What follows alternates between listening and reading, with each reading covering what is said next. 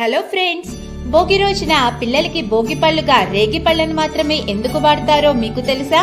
అసలు చిన్న పిల్లలకి మాత్రమే ఈ భోగి పళ్ళను ఎందుకు పోస్తారో కూడా తెలుసా?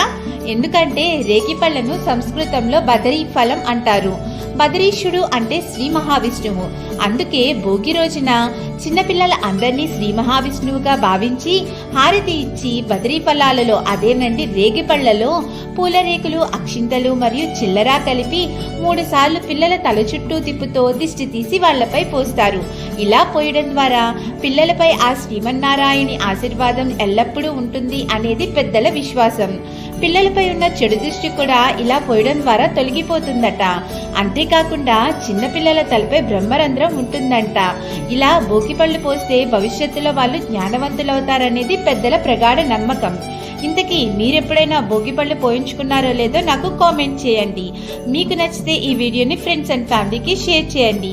మరిన్ని ఇంట్రెస్టింగ్ విషయాల కోసం నా ఛానల్ని సబ్స్క్రైబ్ చేసుకోవడం మాత్రం మర్చిపోవద్దు. Thank you.